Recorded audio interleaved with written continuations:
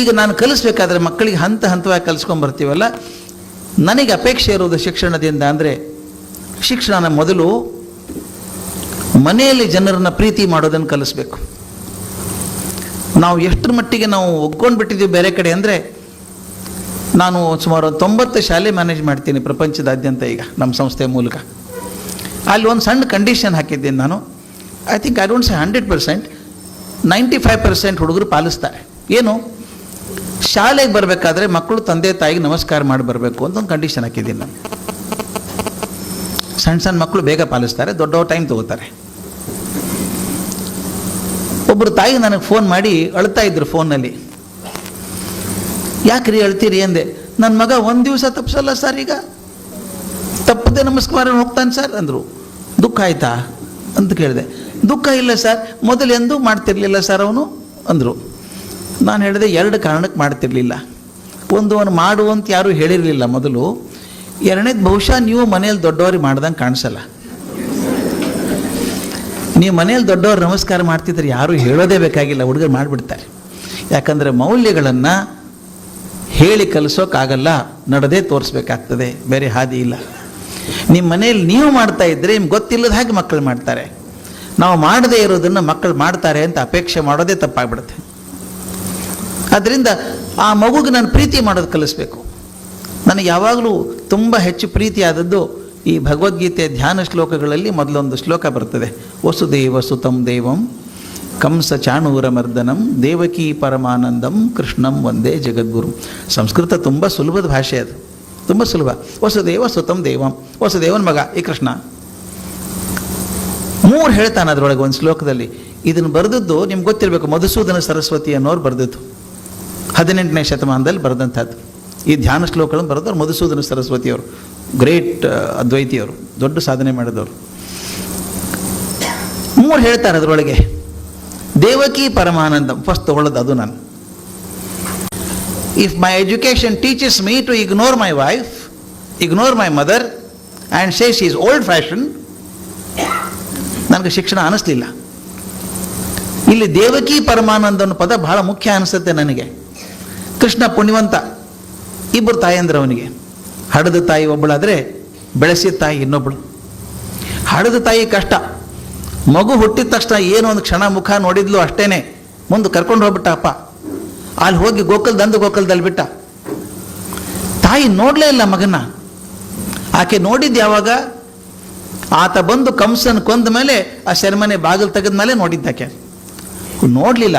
ಆದರೆ ಮಗನ ಬಗ್ಗೆ ಕೇಳಿದ ಸುದ್ದಿ, ನಿನ್ನ ಮಗ ಹೀಗೆ ಮಾಡ್ತಾನೆ ಅಂತ ವಸುದೇವ ಬಂದು ಹೇಳ್ತಾ ಇದ್ದ ಹೆಂಡತಿಗೆ, ಸುದ್ದಿ ಬಂತು ಹೀಗೆ ಅಂತ. ಯಶೋದೆ ಪುಣ್ಯ ಆಯ್ತು, ಆಕೆ ನೋಡಿದ್ಲು, ಮಗು ಬೆಳೆದನ್ನು ನೋಡಿಸಿದ್ದು, ಆಡಿದ್ಲು. ಆದರೆ ನಮ್ಮ ಮಧುಸೂದನ ಸರಸ್ವತಿ ಬರೆಯುವಂಥ ಶ್ಲೋಕದಲ್ಲಿ ದೇವಕಿ ಪರಮಾನಂದಂ ಅಂತಾರೆ ಹೊರತಾಗಿ ಯಶೋಧ ಪರಮಾನಂದಂ ಬಂದಿಲ್ಲ. ಯಶೋಧೆಗೆ ಸಂತೋಷ ಆಗಿ ಆಗ್ತಿತ್ತು, ನೋಡ್ತಿಲ್ಲಕ್ಕೆ ಮಗುನ. ದೂರದಲ್ಲಿದ್ದು ಮಗ ಮಾಡುವಂಥ ಕೆಲಸದ ಬಗ್ಗೆ ತಾಯಿ ಸಂತೋಷ ಆಗಬೇಕಲ್ವಾ. ಮೊದಲನೇ ಕೆಲಸ ಮಗ ಮಾಡಬೇಕಾದದ್ದು, ಮಗಳು ಮಾಡಬೇಕಾದದ್ದು, give joy to your parents. ತಂದೆ ತಾಯಿಗೆ ಮೊದಲು ಸಂತೋಷ ಕೊಡೋ ಹಂಗೆ ಕಲಿಸ್ಬೇಕು. ನನ್ನ ಶಿಕ್ಷಣದಲ್ಲಿ ನನ್ನ ಮನೆತನಕ್ಕೆ ಒಳ್ಳೆಯದಾಗುವಂಥದ್ದು, ನನ್ನ ಹಿರಿಯರಿಗೆ ಗೌರವ ಕೊಡಬೇಕಾದಂಥದ್ದು, ತಂದೆ ತಾಯಿನ ಗೌರವಿಸಬೇಕಾದಂಥದ್ದು ಇರಬೇಕು ಅಂತ ಮೊದಲು ನಾನು ಅಪೇಕ್ಷೆ ಮಾಡೋದು. ಅದು ಅಭ್ಯಾಸ ಆಗಿಬಿಡ್ಬೇಕು ಮಕ್ಕಳಿಗೆ. ಈ ಬಹುಶಃ ಸ್ನೇಹಿತರೆ ನಿಮಗೆಲ್ಲ ಗೊತ್ತಿದೆ, if there is anything we can contribute to the whole world knowledge, it is our family system. ನಮ್ಮ ಪರಿವಾರದ ಕಲ್ಪನೆ ಕೆಲವೇ ದೇಶಗಳಲ್ಲಿ ಉಳ್ಕೊಂಡಿದೆ ಈಗ. ಅದು ಭಾರತ, ಜಪಾನ್, ಚೈನಾ ಜಾಸ್ತಿ ಉಳ್ಕೊಂಡದ್ದಲ್ಲಿ. ಬೇರೆ ಕಡೆ ಪರಿವಾರ ಅಂದರೆ ಮೀ ಆ್ಯಂಡ್ ಮೈ ವೈಫ್, ಅಪ್ಪ ಅಮ್ಮ ಫ್ರೇಮ್ನಲ್ಲಿಲ್ಲ. ಮಕ್ಕಳು ಇರಲ್ಲ 16 ವರ್ಷ ಆದಮೇಲೆ ಬೇರೆ ದೇಶದಲ್ಲಿ, ನೀವು ಬೇರೆ ಕಡೆ ಇರುವಂತಾರೆ. ನಮ್ಮಲ್ಲಿ ಹಂಗಲ್ಲ. ನನ್ನ ತಾಯಿ ತೀರ್ಕೊಳ್ಳೋ ತನಕನೂ 91 ವರ್ಷಕ್ಕೆ ತೀರ್ಕೊಂಡ್ಲು ಅಂತ 2 ವರ್ಷದ ಹಿಂದೆ. ದಿನ ನಾನು ಕಾಲೇಜ್ಗೆ ಹೋಗ್ಬೇಕಾದ್ರೆ ಸಾವಕಾಶ ಹೋಗಪ್ಪ ಅನ್ಬೇಕು. ನಾನು ಕಾರ್ ಓಡಿಸಲ್ಲ, ಡ್ರೈವರ್ ಇದ್ದಾನೆ, ನನಗೆ ಹೇಳ್ಬೇಕು ಸಾವಕಾಶ ಹೋಗು. ಇದು ಸಾವಕಾಶ ಹೋಗೋದ್ರೆ ತಾಯಿ ಕರಳೋದು, ಹುಷಾರಾಗಿರು ಅಂತ ಹೇಳೋದು. ನಮ್ಮಲ್ಲಿ ನನಗೆ 60 ವರ್ಷ ಆದರೂ ನಮ್ಮ ತಾಯಿಗೆ ಪ್ರೀತಿ ತಪ್ಪಲ್ಲ. ಅದು ಬೇರೆ ಕಡೆ ಹಾಗಿಲ್ಲ, ಫ್ಯಾಮಿಲಿ ಅಂತ ಗಟ್ಟಿ ಇಲ್ಲ. ನಮ್ಮ ಫ್ಯಾಮಿಲಿ ಗಟ್ಟಿ ಇದೆ, ಅದು ಉಳಿಸ್ಕೋಬೇಕಾಗಿದೆ ನಾವೀಗ. ದೇವಕಿ ಪರಮಾನಂದಂ, ನಾವು ಎಷ್ಟು ಜನ ತಂದೆ ತಾಯಿಂದರ ಸಂತೋಷವಾಗಿ ಇಟ್ಟಿದ್ದೀವಿ ಅಂತ ನೋಡ್ಕೋಬೇಕು ನಾವು. ನನಗೆ ಒಂದು 6 ತಿಂಗಳ ಹಿಂದೆ, Bengaluru is not a lovely place to live ಅನಿಸ್ಬಿಟ್ಟಿದೆ ಯಾಕೋ ನನಗೆ. ಒಂದು 6 ತಿಂಗಳ ಹಿಂದೆ ತಾವು ನೋಡಿದಿರಿ, ಸರ್ಜಾಪುರ್ ಅಂತ ಏರಿಯಾದಲ್ಲಿ ಒಬ್ಬ ತಾಯಿ ಅಜ್ಜಿ ಮೇಲಿಂದ ಬಿದ್ದು ಸತ್ತೋದ್ರು ರೂಫ್ನಿಂದ ಅಂತ ಬಂತು.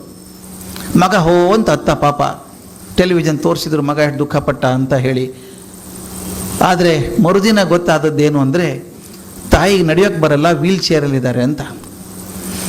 ವೀಲ್ ಚೇರ್ ಇರೋ 5ನೇ ಫ್ಲೋರಿಗೆ ಹೋದ್ರೆ ಹೆಂಗೆ ಅವರು? ಟೆರೆಸ್ ಮೇಲೆ ಹೆಂಗೆ ಹೋದರು? CCTV ಕ್ಯಾಮ್ರಾ ತೆಗೆದು ನೋಡಿದರೆ ಇಂಥ ಮಗ ಇವನೇ ಕರ್ಕೊಂಡು ಹೋಗಿದ್ದಾನೆ ಟೆರೆಸ್ ಮೇಲೆ, ಮೇಲಿಂದ ತಳ್ಳಿದ್ದಾನೆ, ಕೆಳಗೆ ಬಂದು ಹತ್ತಿದ್ದಾನೆ. ಯಾಕೆ ಹಿಂಗೆ ಮಾಡಿದೆ ಅಂದರೆ, it was expensive to maintain my mother. ಪಾಪ ಬಡವ ಅವನು, ತಿಂಗಳಿಗೆ 3.5 ಲಕ್ಷ ಸಂಬಳ ಅವನಿಗೆ IT ಕಂಪನಿಯಲ್ಲಿ. It is expensive to maintain the mother ಅಂತ ಹೇಳಿದಂತೆ. ನಾಳೆ if she had thought of it when you are a small child, you would not be here. ಅಲ್ಲ, ನನಗೆ ನನ್ನ ತಾಯಿ ಬಗ್ಗೆ ಪ್ರೀತಿ ಕೊಡುವಂಥದ್ದು, ಪರಿವಾರದ ಬಗ್ಗೆ. ದೇವಕಿ ಪರಮಾನಂದಂ ಅಂದರೆ, ಬದುಕಿದಾಗ ನಾನು ಮೊದಲು ನನ್ನ ಮನೆಯವರೇ ಒಳ್ಳೆಯವನಾಗಬೇಕು, ಮೊಟ್ಟ ಮೊದಲೇದು. ಅದಾದಮೇಲೆ ಕಂಸ ಚಾಣೂರ ಮರ್ದನಂ, ಆತ ಬರೀ ತಮ್ಮ ಮನೆಯವರಿಗೆ ಮಾತ್ರ ಒಳ್ಳೆಯವನಾಗಲಿಲ್ಲ, ತಾನು ಬದುಕಿರುವಂಥ ಸಮಾಜಕ್ಕೊಂದು ಏನಾದರೂ ಕಾಣಿಕೆ ಕೊಡಬೇಕು. ನಾನು ಶಿಕ್ಷಣ ಅದು ಕಲಿಸ್ಬೇಕು. ನಾನು ಬದುಕಿದ್ದು ಸಮಾಜಕ್ಕೊಂದು ಚೂರು ಏನಾದರೂ ಮಾಡಬೇಕಪ್ಪ. ಸನ್ಯಾಸಿ ಆಗು ಅಂತ ಹೇಳ್ತಾ ಇಲ್ಲ, ಎಲ್ಲ ಕೊಟ್ಟು ನೀನು ಚೆನ್ನಾಗಿ ಬದುಕು. ಬದುಕಿದಾಗ ಪಕ್ಕದಲ್ಲಿ ಕುಳಿತಂಥವ್ರ ಕಣ್ಣಲ್ಲಿ ನೀರು ಬಂದಾಗ ವಸ್ತ್ರ ತೆಗೆದು ಒರೆಸುವಷ್ಟಾದ್ರೂ ಮನುಷ್ಯತ್ವ ಬರದೇ ಹೋದರೆ ಅದೆಂಥ ಶಿಕ್ಷಣ ಬಂತು ನನಗೆ. 2ನೇದು ಕಂಸ ಚಾಣೂರ ಮರ್ದನಂ. ಕೃಷ್ಣ ಮಾಡಿದ್ದದು ಸಮಾಜಕ್ಕೆ ಕಂಟಕರಾದಂಥ ಕಂಸ ಚಾಣೂರನ್ನ ಕೊಂದು ಹಾಕಿದ ಅಂತ. ನಾವು ಕೊಂದು ಹಾಕೋದು ಅಂತ ರೋಷಾವೇಶ ಬೇಕಾಗಿಲ್ಲ.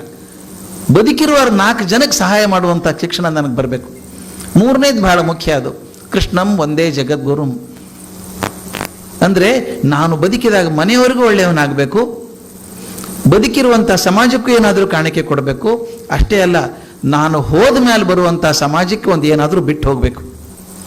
ಒಂದು ಕೃಷ್ಣ ಕೊಟ್ಟ ಭಗವದ್ಗೀತೆ ಒಂದು ಸಾಲದೆ ನಮಗೆ, ಇನ್ನು 10,000 ವರ್ಷ ಸಿಗುತ್ತೆ ನಮಗೆ. ಅದಕ್ಕೆ ನಾನು ಹೇಳೋದು, ಮಕ್ಕಳಿಗೆ ಕಲಿಸ್ಬೇಕಾದದ್ದು 3 ಹಂತದಲ್ಲಿ ಕಲಿಸ್ಬೇಕು ನನ್ನ ಶಿಕ್ಷಣದಲ್ಲಿ. ಮನೆ ಬಗ್ಗೆ ಪ್ರೀತಿ, ಅಭಿಮಾನ. ಎಷ್ಟೋ ಜನ ಹುಡುಗರು ನೋಡಿದ್ದೇನೆ ನಾನು, ಅಮ್ಮ ನೀ ಬರಬೇಡ, ಐ ಡೋಂಟ್ ಲೈಕ್ ಯು. ನಮ್ಮ ಶಾಲೆಯಲ್ಲಿ ಹೇಗೆ ಕಲಿಸಿದ್ದೀವಿ ಗೊತ್ತಾ? ನಿಮಗೆಲ್ಲ ಅನುಭವ ಆಗಿರ್ಬೇಕು ಸ್ನೇಹಿತರೆ. ಪುಟ್ಟ ಮಗು ಇದ್ದಾಗ, LKG UKG ಇದ್ದಾಗ, ಸ್ಕೂಲ್ ಡೇ ಇದ್ದರೆ ಮಗು ನಿಮ್ಮನ್ನು ಕಾಡಿ ಹೇಳ್ತದೆ, ಬರಬೇಕು ಬರಬೇಕಮ್ಮ, ತಪ್ಪಿಸ್ಬೇಡ ನೀನು, ಬರಬೇಕು, ಆ್ಯನ್ಯುವಲ್ ಡೇ ಬರಬೇಕು, ಪೇರೆಂಟ್ಸ್ ಮೀಟಿಂಗ್ ಬರಬೇಕು ನೀನು. ಅಲ್ಲ, ತಾವು ನೋಡಿದ್ದೀರಿ, ಆ ಮಗು ಸ್ಟೇಜ್ ಮೇಲೆ ಡಾನ್ಸ್ ಮಾಡೋಕ್ಕೆ ಹೋದರೆ ನಿಮ್ಮನ್ನೇ ನೋಡ್ತಿರ್ತದೆ, ಅಮ್ಮ ಎಲ್ಲಿದ್ದಾರೆ ಅಂತ ನೋಡ್ತಿರ್ತದೆ. ಅಮ್ಮ ಬರಬೇಕು ಅಂತ ಅಪೇಕ್ಷೆ ಪಡ್ತದೆ. ಭಾಳ ಸಂತೋಷ ಪಡಬೇಡಿ, ಇದು 6ನೇ 7ನೇ ಕ್ಲಾಸ್ವರೆಗೆ ಮಾತ್ರ. ಆಮೇಲೆ ಅದೇ ಮಗು, ಅಮ್ಮ ನೀ ಬರಬೇಡ, ಪೇರೆಂಟ್ ಮೀಟಿಂಗ್ ಯಾರೂ ಬರೋದಿಲ್ಲ, ನೀ ಬರಬೇಡ. ಯಾಕೆ? Suddenly mother looks old fashion. ನಾವು ಇದು ಯಾಕೆ ಬಂತು ನನಗೆ ಹೇಳೋದು, ಅಮ್ಮ ಯಾವತ್ತೂ ಚಂದ, ಯಾಕೆ ಐಶ್ವರ್ಯ ರಾಯ್ ಆಗಿರ್ಬೇಕಂತೆಲ್ಲ.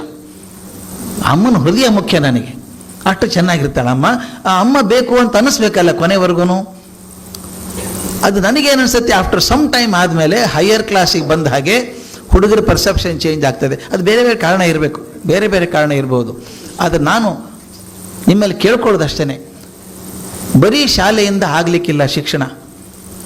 ಶಾಲೆ ಮತ್ತು ಪಾಲಕರು ಇಬ್ಬರೂ ಸೇರಿ ಮಾಡಬೇಕಾದಂಥ ಕೆಲಸ ಅದು.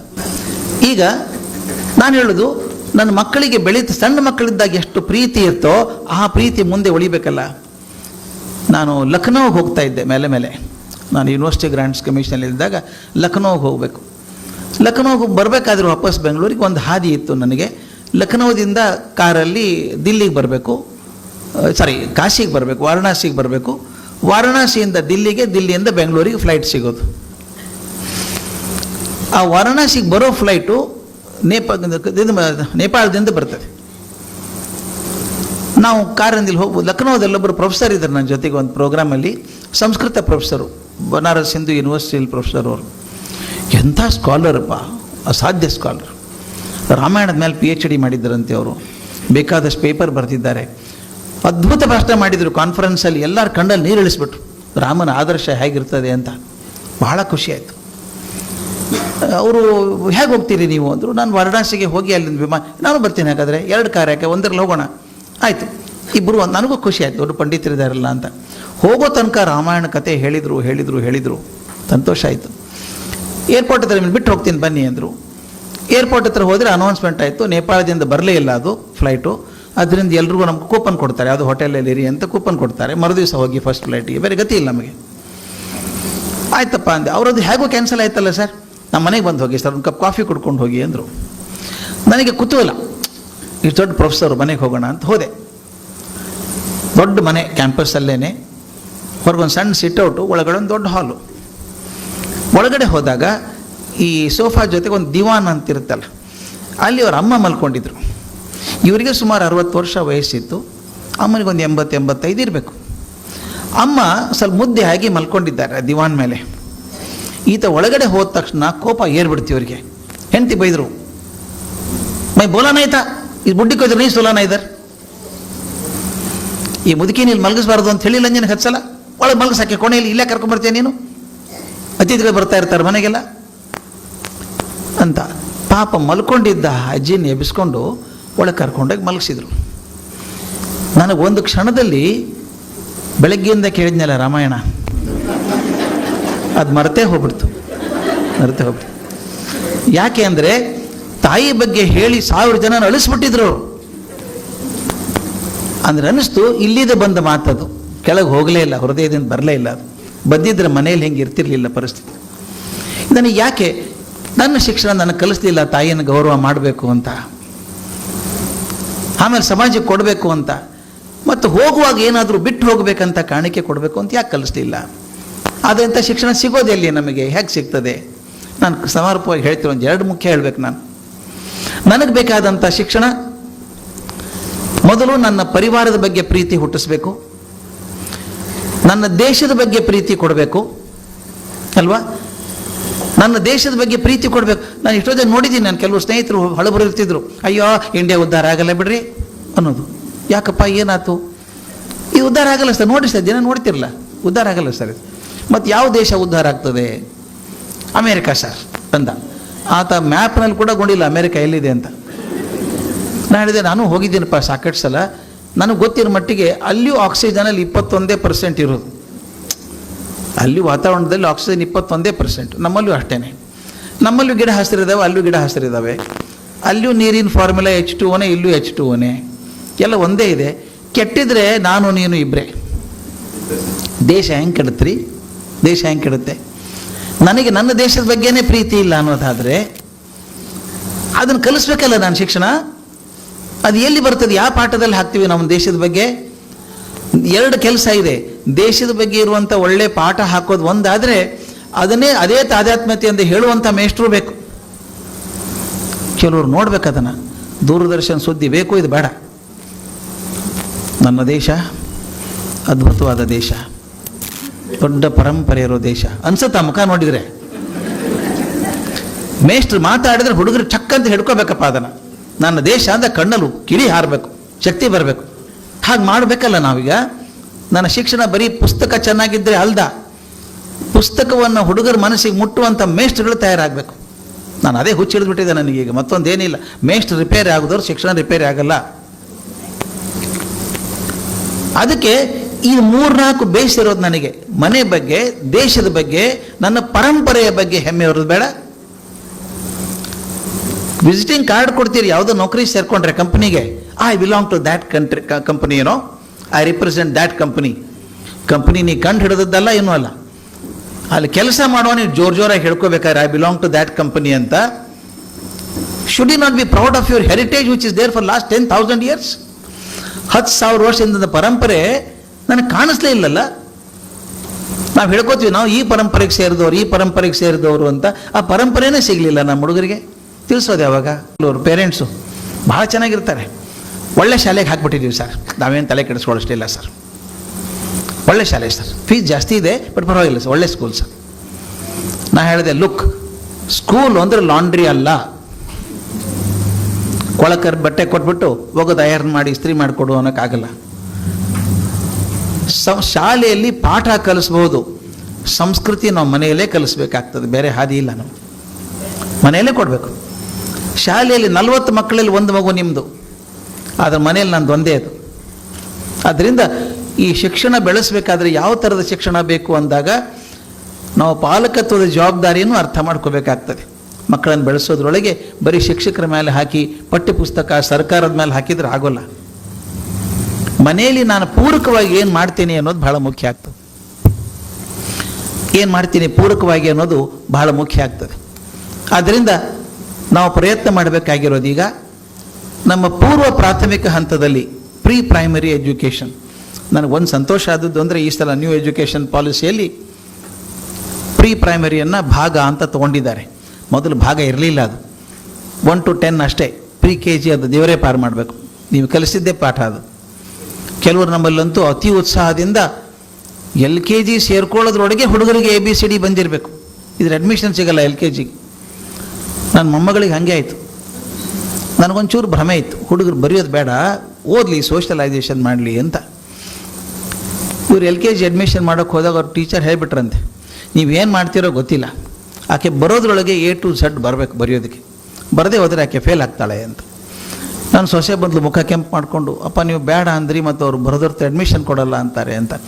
ಏನಿಲ್ಲಮ್ಮ, ನೀನು ಹೇಳೋ ಮಗು ಫೇಲ್ ಆದರೆ ಏನು ಅಡ್ಡಿಲ್ಲ, 2-3 ಸಲ ಫೇಲ್ ಆಗಲಿ, ಏನು ಚಿಂತೆ ಇಲ್ಲ.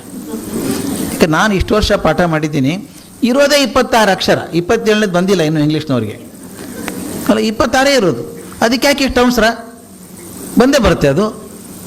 ಆ ಹುಡುಗಿಗೆ ಬರುವಷ್ಟು ಕಾಮನ್ ಸೆನ್ಸ್ ಬರಲಿ, ಮೊದಲು ಆ ವಯಸ್ಸಿಗೆ ಬರಬೇಕು. ಜನರ ಹತ್ರ ಮಾತಾಡೋದು ಹೇಗೆ, ಕೂಡೋದು ಹೇಗೆ, ಬಂದವ್ರ ಮನೆಗೆ ಸ್ವಾಗತ ಮಾಡೋದು ಹೇಗೆ, ಇದು ಕಲಿಸ್ಬೇಕಲ್ವಾ. ಇದನ್ನು ಕಲೀಲಿ ಅವಳು, ಏನು ತೊಂದರೆ ಇಲ್ಲ, ABCD ಬರುತ್ತೆ.